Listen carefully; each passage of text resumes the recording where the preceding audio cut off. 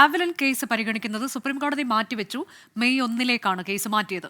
30-ലധികം തവണയാണ് case മാറ്റിവെച്ചത്. R Radhakrishnan വിവരങ്ങളുമായി. ആർക്കെ 8 വർഷമായി തുടരുന്ന കേസാണ്.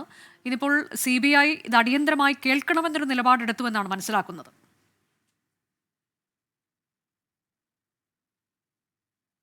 തീർച്ചയായിട്ടുമാണ്. അതാണ് അനുജ ഇന്ന് ഈ കേസിലെ ഏറ്റവും ശ്രദ്ധേയമായിട്ടുള്ള കാര്യം. കഴിഞ്ഞ 4-5 തവണയായിട്ട് ഈ കേസ് മാറ്റിവെക്കാനായിട്ടുള്ള കാരണം CBI ആയിരുന്നു. CBI അഭിഭാഷകൻ അഡീഷണൽ സോളിസിറ്റർ ജനറൽ കൂടിയായിട്ടുള്ള SV രാജു അദ്ദേഹത്തിന് മറ്റ് കേസുകളുടെ തിരക്കാണ് ഈ തവണകളിലൊക്കെ ചൂണ്ടിക്കാട്ടുകയും കേസ് മാറ്റിവെക്കുകയും ചെയ്തത്. പക്ഷേ ഇന്ന് ഈ കേസ് പരിഗണിച്ച ഘട്ടത്തില് ഈ കക്ഷികളിൽ ചിലർ അവരുടെ അഭിഭാഷകന്മാർ സീനിയർ ഡെസിഗ്നേറ്റ് ചെയ്യപ്പെട്ടതുകൊണ്ട് ഈ വക്കാലത്ത് നഷ്ടപ്പെടുന്ന ഒരു സാഹചര്യം തങ്ങൾക്കുണ്ട്. തങ്ങൾക്ക് കോടതിയിൽ വക്കാലത്തില്ലാത്തതുകൊണ്ട് 2 ആഴ്ച സാവകാശം നൽകണമെന്ന് ആവശ്യപ്പെട്ടു. ആ ഘട്ടത്തിലാണ് CBI ഈ കേസ് വേഗത്തിൽ കേൾക്കണം, കഴിയുമെങ്കിൽ മാർച്ച് ഏപ്രിൽ മാസങ്ങളിൽ തന്നെ അന്തിമവാദം പൂർത്തിയാക്കണം എന്ന നിർദ്ദേശവുമായി എത്തിയത്. ആ ഘട്ടത്തിൽ VM സുധീറിന് വേണ്ടി ഹാജരായിട്ടുള്ള മുതിർന്ന അഭിഭാഷകൻ CBIക്ക് ഈ കേസിൽ താല്പര്യമില്ല, അവർ കാണിക്കുന്നത് താല്പര്യക്കേടാണ് എന്നതടക്കമുള്ള കാര്യങ്ങൾ വിമർശിച്ചു. അങ്ങനെയല്ല, തങ്ങൾക്ക് ഈ കേസിൽ താല്പര്യമുണ്ട്, ഈ കേസ് വളരെ പ്രധാനപ്പെട്ട വിവരങ്ങൾ ഒക്കെ ഉൾപ്പെടുന്ന ഒരു കേസാണ്, അതുകൊണ്ട് വേഗത്തിൽ തന്നെ വിചാരണ വേണമെന്ന നിലപാടാണ് തങ്ങൾക്കുള്ളത്.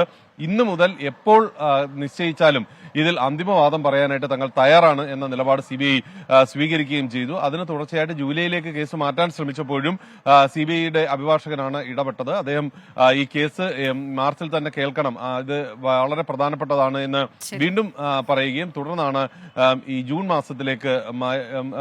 മെയ് മാസത്തിലേക്ക് മാറ്റി വെക്കുകയും ചെയ്തിരിക്കുന്നത്. മെയ് 1-2 തീയതികളിലും 7-8 തീയതികളിലുമായി അന്തിമ വിവാദം കേൾക്കൽ പൂർത്തിയായി. 4 ദിവസമെങ്കിലും വേണ്ടിവരുമെന്നാണ് ഒരു പ്രാഥമിക നിഗമനം. അതിന്റെ അടിസ്ഥാനത്തിലാണ് ഈ ദിവസങ്ങളിൽ കേട്ട് തീർക്കാം എന്ന് കോടതി പറഞ്ഞിരിക്കുന്നത്. ജൂണിൽ ഈ അവധി വരുന്ന സമയമുണ്ട്, കോടതി അവധിയാകുന്ന സമയമുണ്ട്. അതിനു മുമ്പ് ഈ കേസിലെ വാദം പൂർത്തിയാക്കാനുള്ള നടപടി ഉണ്ടാകും എന്നാണ് ജസ്റ്റിസ് സൂര്യകാന്ത് അധ്യക്ഷനായിട്ടുള്ള ബെഞ്ച് ഇന്ന് വ്യക്തമാക്കിയത്. കേസ് വീണ്ടും പരിഗണിക്കുന്നത് മെയ് മാസത്തിലാകും.